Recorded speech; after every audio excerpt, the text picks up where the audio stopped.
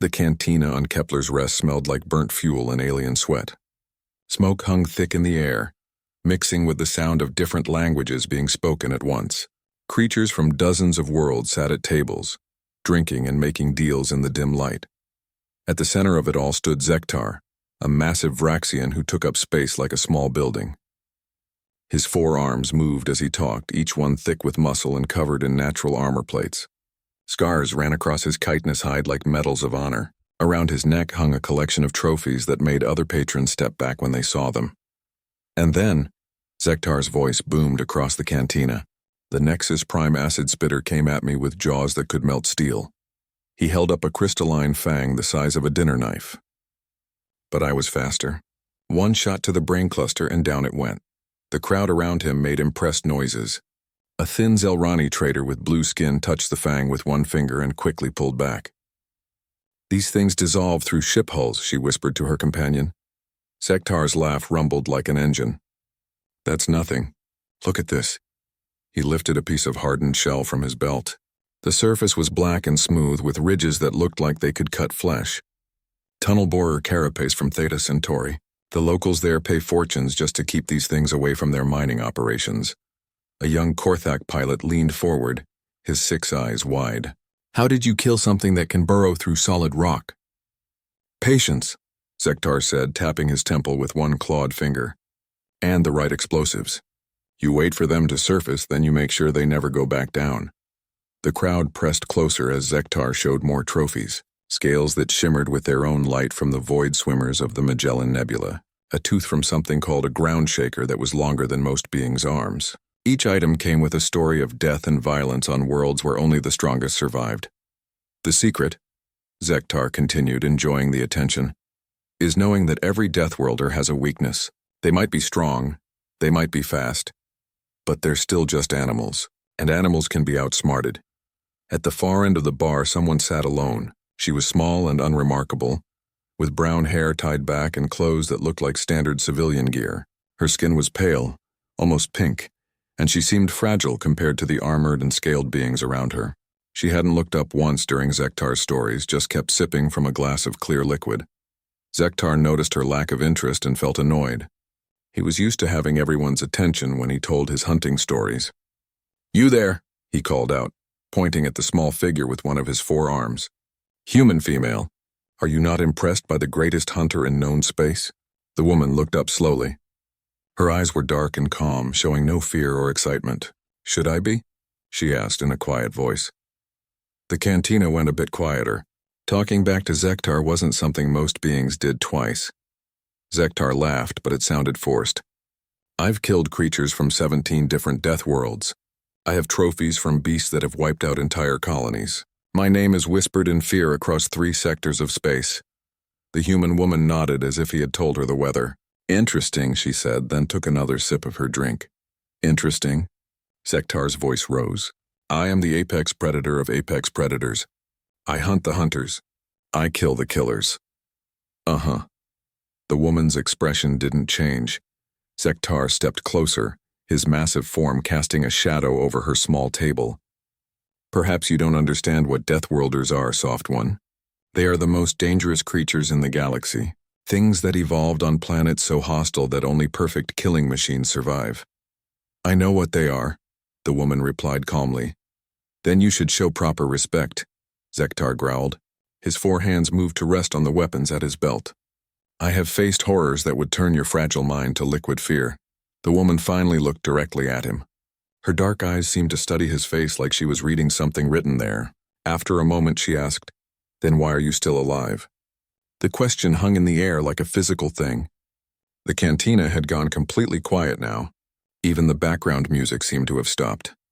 Zektar blinked all 4 of his compound eyes. "What? You heard me," the woman said, still in that same calm voice. "If you've really fought all these Deathworld creatures, these perfect killing machines, then why are you still alive?" Zektar's mandibles clicked together in confusion. "Because I'm the greatest hunter in the galaxy. Because I'm smarter and stronger and better equipped than anything I've faced." "Are you?" The woman tilted her head slightly. "Or is there another reason?" The other patrons began to murmur among themselves. Some started to look uncomfortable. like they sensed something in the air that they couldn't quite identify. The thin Zelrani trader quietly moved her chair back from the table. Zektar felt his confidence waver for the first time in years. This small, soft creature was asking questions he had never really thought about. But that was ridiculous. He was Zektar the Hunter. He was feared across the galaxy. "I am alive," he said, his voice louder than before, "because I am the apex predator. Because nothing in this galaxy is more dangerous than me." The woman looked at him for a long moment, then slowly shook her head. "No," she said quietly. "That's not why you're still alive." She stood up from her chair. Even standing, she barely came up to Zektar's chest plates. But somehow as she rose, the entire cantina seemed to shift around her. The other patrons began to edge away without really knowing why. "You're still alive," the woman continued, "because you've never actually fought a real Deathworlder." Zektar's forearms tensed. "That's impossible. Look at my trophies. Look at my scars." The woman glanced at the collection around his neck, then back at his face. "I'm looking," she said. "And I'm not impressed." The insult hit Zektar like a physical blow. No one had ever dismissed his achievement so casually. "You dare question the great Zektar? You, a soft little thing from some safe garden world?" "I'm not from a garden world," the woman replied. She reached into her pocket and pulled out some credits, placing them on the table to pay for her drink. "I'm from Earth." The name meant nothing to most of the patrons, but a few of the older, more traveled ones went very still. The Zelrani trader made a small choking sound and began backing toward the exit. "Earth?" Zektar laughed. "Never heard of it. Probably some backwater planet in the outer rim." The woman picked up her jacket from the chair and put it on. "You're right about one thing, Zektar. You've never heard of it." She turned to walk away, but Zektar's pride wouldn't let her go. "Wait," he called out. "You think you know something I don't? You think your little world produces anything that could challenge me?" The woman stopped at the cantina door and looked back over her shoulder. In the dim light, her eyes seemed to hold depths that Zektar couldn't measure. "I don't think," she said quietly. "I know." And then she was gone, leaving the great hunter standing in a cantina full of suddenly very quiet aliens, all of whom were beginning to wonder why they felt so afraid. Zektar stared at the cantina door for several seconds after the human woman left. The silence stretched until someone coughed and conversations slowly started again, but they were quieter now, and many patrons kept glancing toward the exit. "Who does she think she is?" Zektar muttered, all four hands clenching into fists. His pride burned like acid in his chest. No one had ever dismissed him so completely. No one had ever made him feel small. The bartender, a three-eyed Malthan with gray skin, leaned across the counter. "Maybe you should let it go, big guy. Some fights aren't worth picking." "Let it go?" Zektar's voice rose again. "She insulted me. She questioned my reputation. She acted like I was some amateur who got lucky a few times." "Well," the bartender started, then thought better of it. But Zektar wasn't listening anyway. He was already pushing through the crowd toward the door. Several patrons scrambled out of his way as his massive form moved past their tables. "Zektar, wait," called out a regular patron, an old Vorthon smuggler with cybernetic arms. "That human said she was from Earth, so?" Zektar paused with one hand on the door. The Vorthon's face went pale under his scales. "I've heard that name before. In the deep space shipping routes. Pilots whisper about it sometimes when they've had too much to drink." "Whisper what?" Zektar demanded. That it's not a place you want to go. That the things that come from there." The old smuggler shook his head. "Look, just drop it. Have another drink. Find someone else to impress." But Zektar was already through the door. The corridor outside the cantina was dimly lit and mostly empty. Zektar looked both ways and spotted the human woman walking slowly toward the docking bays. She didn't seem to be in any hurry. "Human," he called out, his voice echoing off the metal walls. She stopped and turned around. "My name is Sarah," she said calmly. "Sarah Chen." "I don't care what your name is," Zektar growled, closing the distance between them. "You disrespected me in there. You made me look foolish." Sarah looked up at him without any sign of fear. "I didn't make you look like anything. I just asked a question. A question meant to insult me." "No," Sarah said. "A question meant to make you think." Zektar's mandibles clicked together in anger. "Think about what?" "I am the greatest hunter alive. I have killed creatures that would tear you apart without even noticing you." "Have you?" Sarah asked. Or have you scavenged from their corpses, picked off the weak and the wounded, shot them from a safe distance with superior technology? Each question was like a small blade cutting into Zektar's confidence. I fought them fairly. In honest combat. Hand to hand? The question caught Zektar off guard. What? Hand-to-hand combat. Claw to claw. Hand to hung. Have you ever fought a Deathworlder without weapons? Without armor? Without the advantage of technology? Zektar hesitated. The truth was that he had always used every advantage he could get. Superior weapons, better armor, careful planning. That was what separated intelligent hunters from stupid prey. Only an idiot fights without advantages, he said finally. Sarah nodded. Exactly. So you've never actually tested yourself against a real Deathworld predator. You've just used technology to kill animals. They weren't animals. Zektar's voice echoed through the corridor. They were killing machines. Perfect predators. Then how did you kill them so easily? The question hung in the air between them. Zektar opened his mouth to answer, then closed it again. How had he killed them? With careful preparation. With weapons designed specifically for each target. With traps and ambushes and overwhelming firepower. You're trying to confuse me, he said. I'm trying to educate you, Sarah replied. Tell me, have you ever been to a real death world? Not just hunted one creature from a safe base, but actually lived on the surface? Breathed the air? Dealt with the environment? That would be suicide. Death worlds are called that for a reason. Yes, they are. Sarah's voice stayed calm and level. They're called that because everything on them is designed to kill everything else. The plants, the animals, the weather, the very ground under your feet. Most beings can't survive there for more than a few hours, even with full environmental suits. Zektar felt something cold creeping up his spine. So how do you think the creatures that live there evolved? What kind of environment produces perfect killing machines? The corridor seemed to have gotten colder. Zektar's breathing came faster. Hostile worlds. Dangerous worlds. The most dangerous worlds in the galaxy, Sarah agreed. Places where only the absolute strongest, fastest, smartest, and most adaptable survive. Where every single day is a battle against everything around you. She took a step closer. Even though she was much smaller than him, Zektar found himself wanting to step back. Now tell me, Sarah continued, what kind of creature do you think evolves on a world so hostile that it makes other death worlds look safe? What do you call something that not only survives but thrives in conditions that would kill the supposedly perfect predators you've been hunting? Zektar's voice came out as barely a whisper. What are you saying? I'm saying you've been hunting juveniles and wounded animals from medium threat worlds. You've been calling yourself the greatest hunter in the galaxy while avoiding the real Deathworlders entirely. That's impossible. I've studied the classifications. I've been to the most dangerous. Have you ever been to Earth? Sarah asked quietly. The name again. That same name that had made the old Vorthon go pale. No, I told you I've never heard of it. Of course you haven't, we make sure of that. Something in her voice made Zektar's 4 hearts skip beats. We? Sarah looked at him for a long moment as if deciding something. Humans, she said finally. We make sure that most species never learn about Earth. It's safer that way. Safer for who? Sarah's smile was small and didn't reach her eyes. For everyone else. Zektar felt his legs go weak. You're lying. You're just a small, soft creature from some backwater world. You're trying to scare me. Am I? Sarah asked. Then prove it. What? You claim to be the greatest hunter in the galaxy.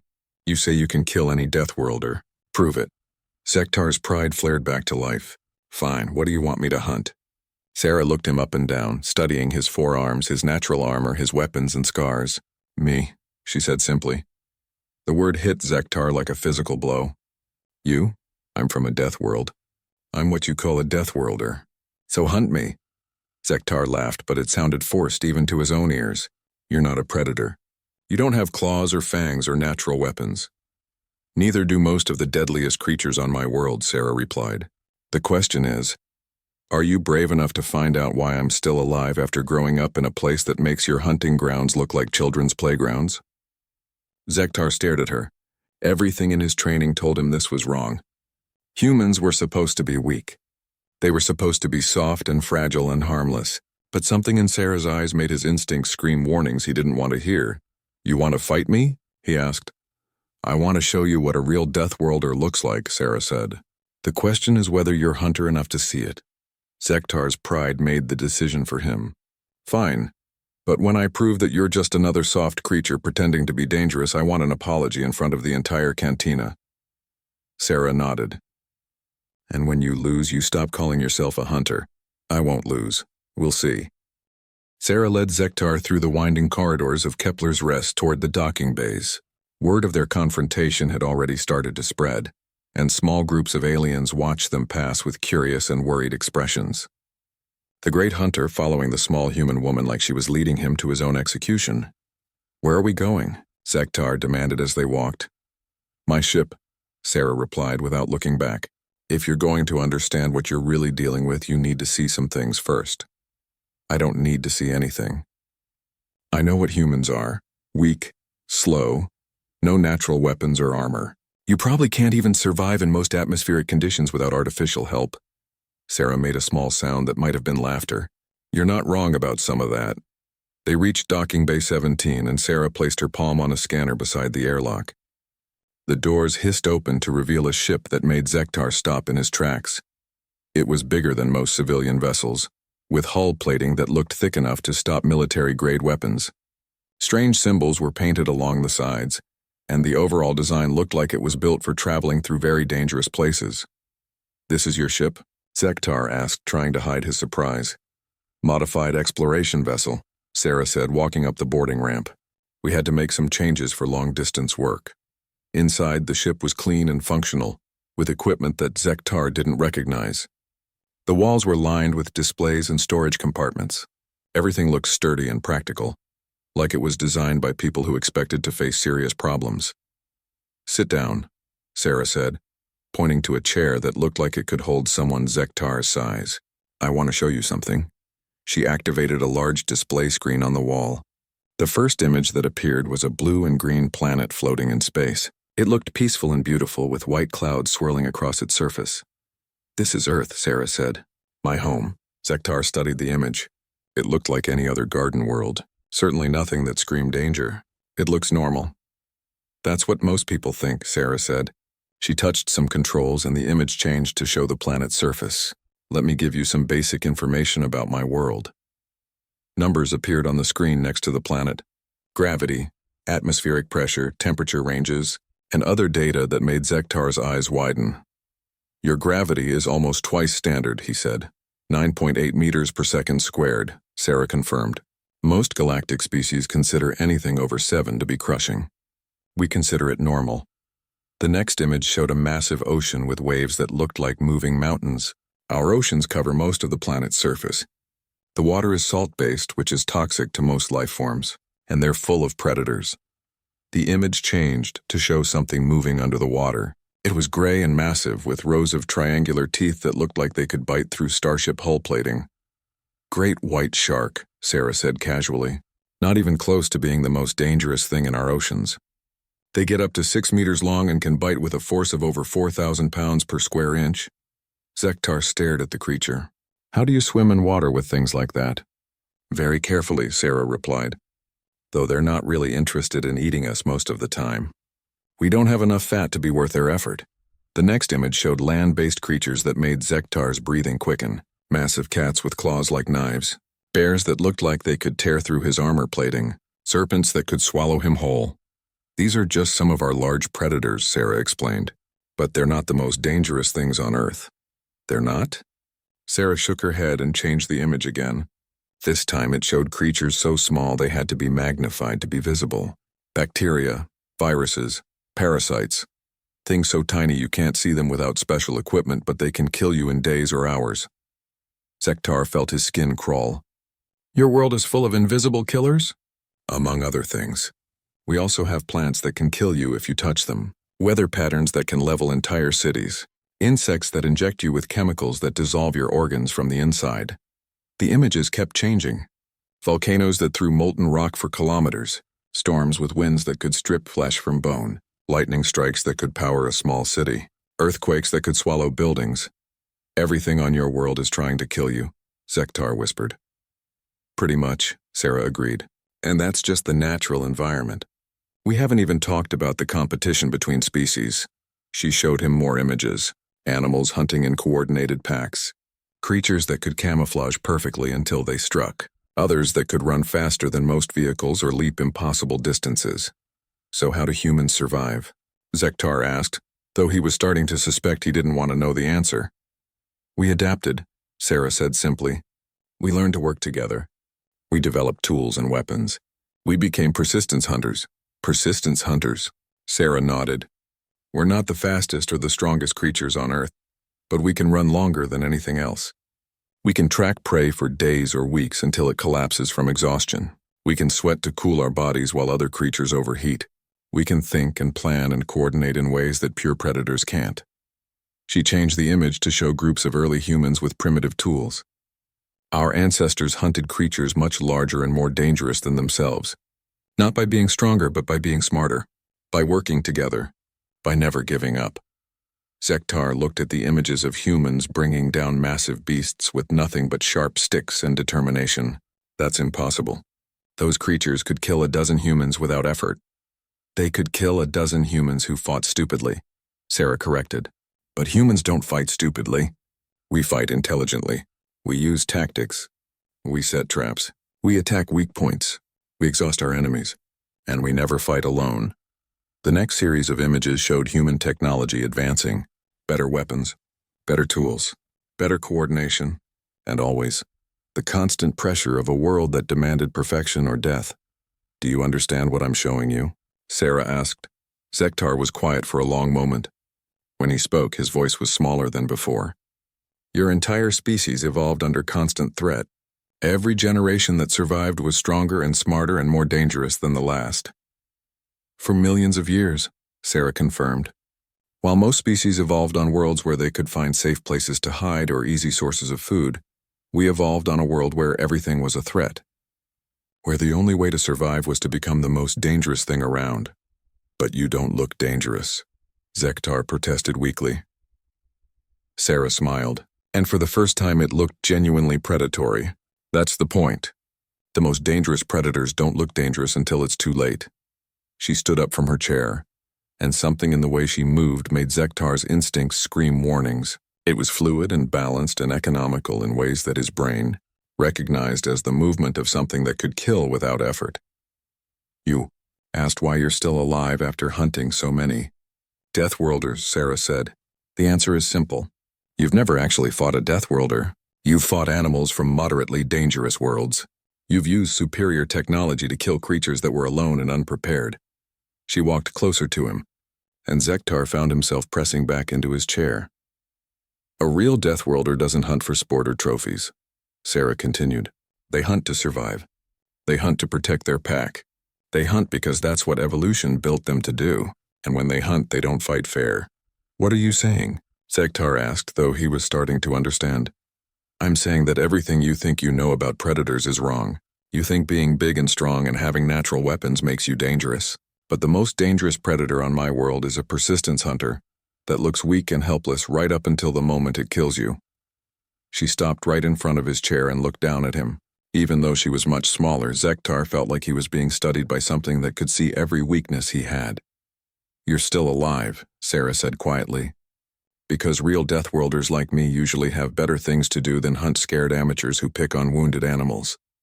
The words hit Zektar like physical blows. Everything he had built his reputation on suddenly seemed small and pathetic. All his trophies and stories and boasts felt like children's games compared to what he was learning about actual predators. But you want to fight me, he said. Sarah nodded.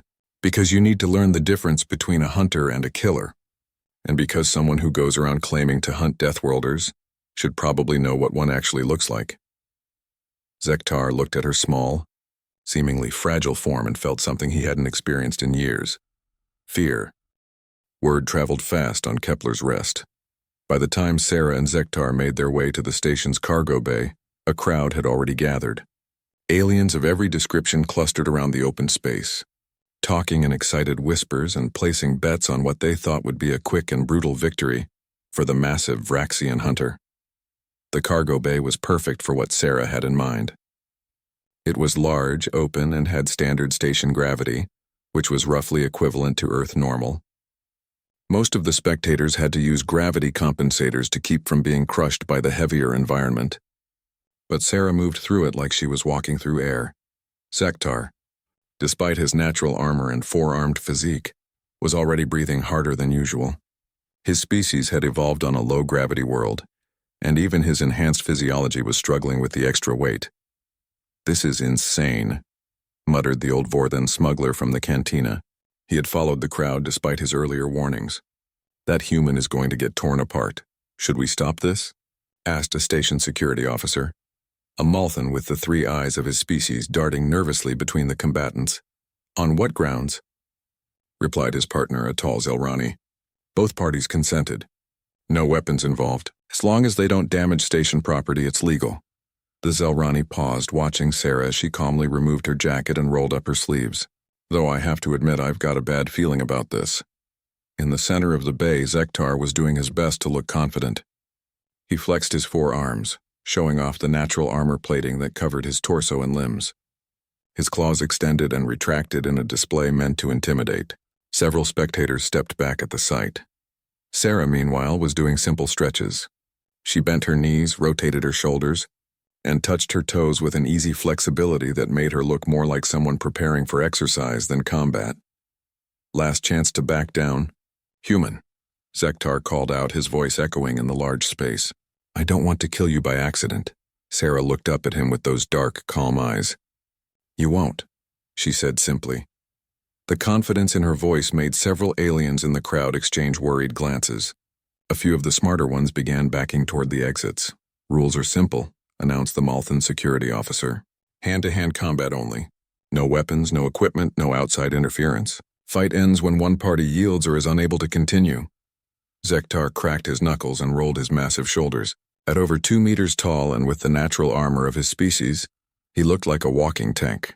"This will be over quickly," he said. Sarah nodded. "Yes, it will." The security officer looked between them one more time, then stepped back. "Begin!"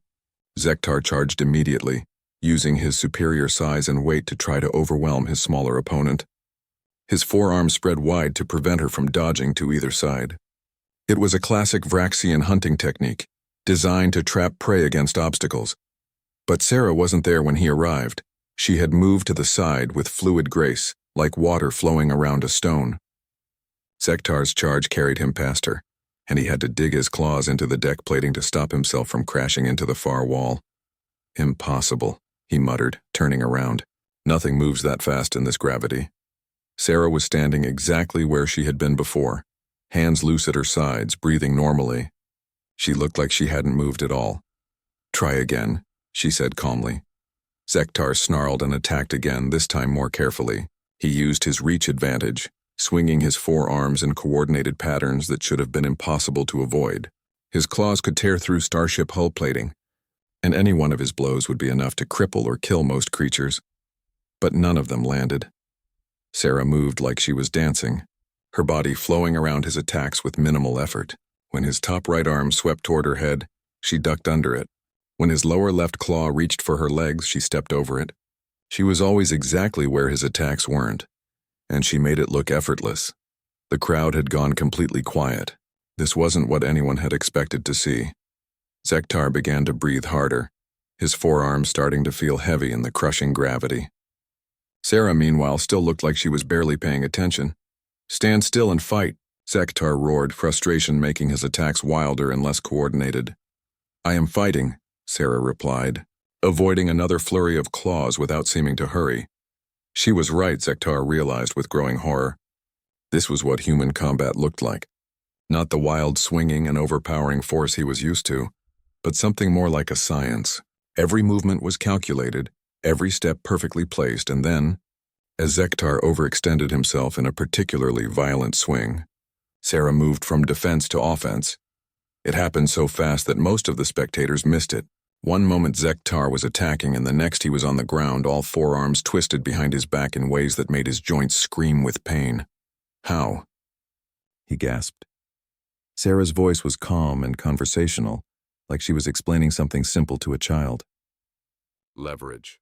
You're strong, but strength doesn't matter if I can redirect your force against you. You're using 4 arms, but that means 4 different directions I can pull you off balance." She adjusted her grip slightly, and Zektar cried out as pressure was applied to nerve clusters he didn't even know he had. You're also fighting in gravity that's too heavy for your physiology, Sarah continued. Your species evolved on a world with 0.6 standard gravity. In Earth normal, you're carrying almost twice your intended body weight. That makes you slower and tires you out faster. Zekatar tried to break free, using all his strength to push himself up. Sarah let him rise slightly, then used his own movement to slam him back down with twice as much force as he had used. Don't fight the hold, she advised. You're just making it worse for yourself. This is impossible, Zektar panted. I'm 3 times your size. I have natural armor. I have 4 arms. And I have 4 billion years of evolution on a world that kills anything that isn't perfect, Sarah replied. Your natural armor is designed to stop claws and fangs, not joint manipulation. Your 4 arms are an advantage against creatures that fight like you do, but not against someone who learned to fight humans. She shifted position slightly, and suddenly Zektar found himself completely immobilized. No matter how he struggled, he couldn't move any part of his body more than a few centimeters. The deadliest creatures on Earth, Sarah continued in that same calm voice, aren't the ones with the biggest teeth or the sharpest claws. They're the ones that can kill you without you ever realizing you're in danger. Around the cargo bay, the crowd watched in stunned silence. The greatest hunter in known space was being systematically dismantled by a creature that looked like she could barely lift a standard equipment case. You've been hunting animals, Sarah said, applying just enough pressure to make her point without causing permanent damage. Creatures that fight on instinct, that attack with fury and rage and desperation. But humans don't fight like animals. She leaned closer and her voice dropped to barely above a whisper. We fight like humans, and nothing in the galaxy is more dangerous than that. Zektar felt tears of pain and humiliation running down his face. Everything he had believed about himself, about strength and power and what made a true predator, was crumbling around him. Do you yield? Sarah asked politely. Zektar's pride wanted to keep fighting, but his body knew better. He was completely helpless, held in place by techniques that he couldn't understand or counter. And Sarah was doing it all without seeming to put forth any real effort. I yield, he whispered. Sarah immediately released him and stepped back. Zektar collapsed to the deck, gasping for air in the heavy gravity. When he looked up at her, she was standing calmly with her hands at her sides, not even breathing hard. That, she said to the silent crowd, is what a real Deathworlder looks like. The demonstration was over. But for Zektar, the real education was just beginning. The cantina was quieter than it had been in years. Word of what had happened in the cargo bay had spread through Kepler's Rest like wildfire, and now everyone seemed to be speaking in whispers. The great Zektar, scourge of Deathworlders, had been defeated by a small human woman who made it look easy. Zektar sat at a corner table, his forearms moving stiffly as Sarah applied medical patches to the joints she had stressed during their fight. His natural armor was unbroken, but his pride was shattered beyond repair. Around his neck, his collection of trophies felt like weights pulling him down. Why are you helping me? He asked quietly. Sarah looked up from her work. Because you're injured and I caused the injuries. Basic medical care is just common sense. But I challenged you. I insulted you. I called you weak. You didn't know any better, Sarah replied, pressing another healing patch to his shoulder joint. Nobody ever taught you the difference between being a predator and being a bully. The words stung worse than his injuries. I'm not a bully. I'm a hunter. You've killed wounded animals and scavenged from corpses. Sarah interrupted gently. That's not the same thing as being a hunter. She finished with the medical patches and sat down across from him. In the dim light of the cantina, she looked just as small and unremarkable as she had when Zektar first noticed her. But now he could see things he had missed before. The way she held herself, balanced and ready. The way her eyes constantly scanned the room, cataloging threats and exits. The predatory stillness that he had mistaken for weakness. How long have you known? He asked. About what? About me. About what I really am. Sarah considered the question. From the moment you started talking, real hunters don't brag about their kills. They don't need to prove anything to strangers in bars. And they certainly don't collect trophies like souvenirs. She gestured to the collection around his neck. These are participation prizes, not hunting trophies. You killed creatures that were already dying, already wounded by something else. The acid spitter fang is cracked, which means the creature was old and its venom sacs were probably dried up. The tunnel borer carapace has burn marks that don't match your weapons. Zektar looked down at his prized possessions, seeing them through new eyes. How do you know so much about these species? Because real predators study their environment, Sarah replied. We know what we're sharing space with. We know what's dangerous and what isn't, and we know the difference between killing and hunting. She leaned back in her chair, and her voice took on the tone of someone explaining something to a student. You want to know why you're still alive, Zektar? It's not because you're a great hunter. It's not because you're stronger or smarter or better equipped than the things you claim to have killed. You're alive because you've never actually faced a real predator. But the creatures I fought, were animals. Dangerous animals, yes, but still just animals following their instincts. They attacked you because you threatened them or invaded their territory. They fought to drive you away or to defend themselves. But that's not the same as hunting. Sarah's eyes seemed to look right through him. Real predators don't fight to defend themselves. They fight to kill. They don't attack when they're angry or threatened. They attack when they're ready to win. And they don't stop until their target is dead. Zektar felt a chill run through all four of his arms. Are you saying that humans... I'm saying that humans are apex predators on a world where everything is trying to kill everything else. We didn't get to the top of the food chain by being nice or fighting fair. We got there by being more dangerous than everything else. She paused to sip her drink, and the simple action somehow looked ominous. Do you know what the most dangerous human specialty is, Zektar? It's not our strength or our speed or our weapons. It's persistence. We can track prey across continents. We can hunt for weeks or months without giving up. When we decide something needs to die, we keep coming until it does. That's terrifying, Zektar whispered. It is, Sarah agreed.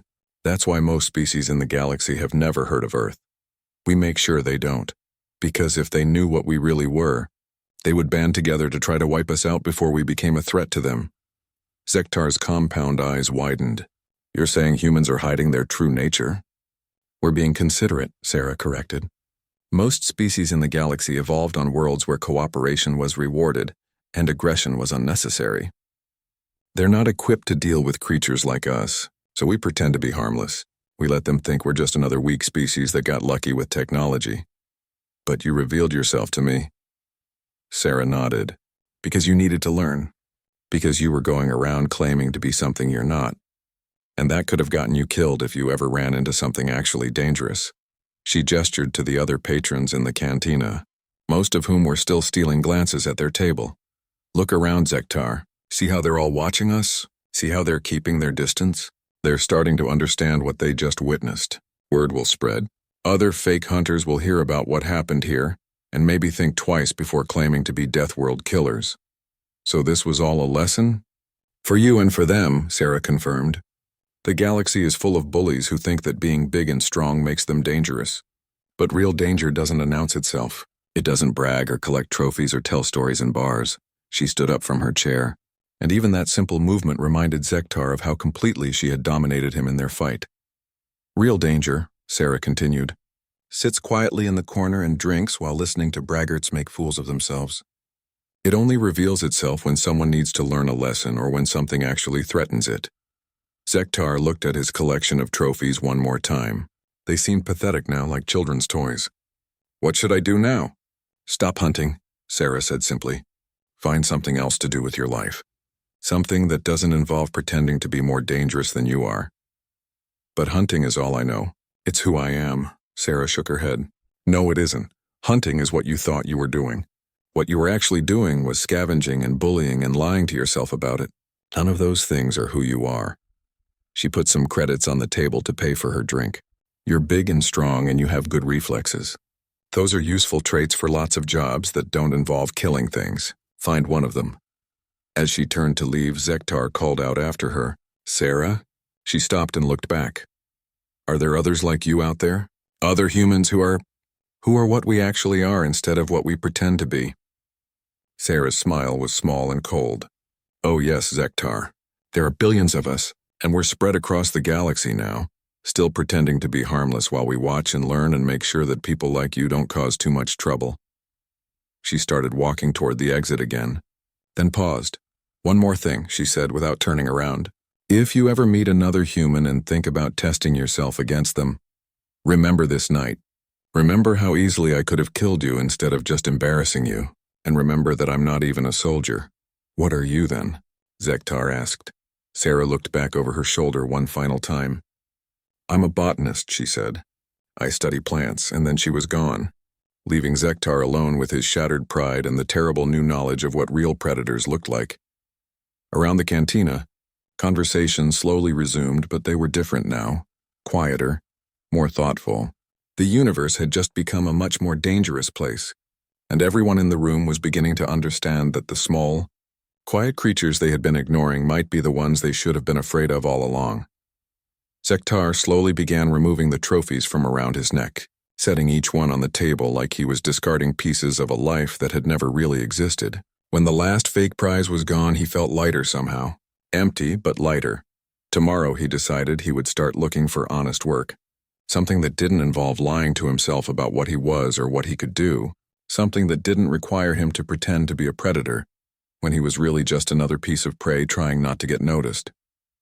Because now he knew what real predators looked like, and he never wanted to face one again.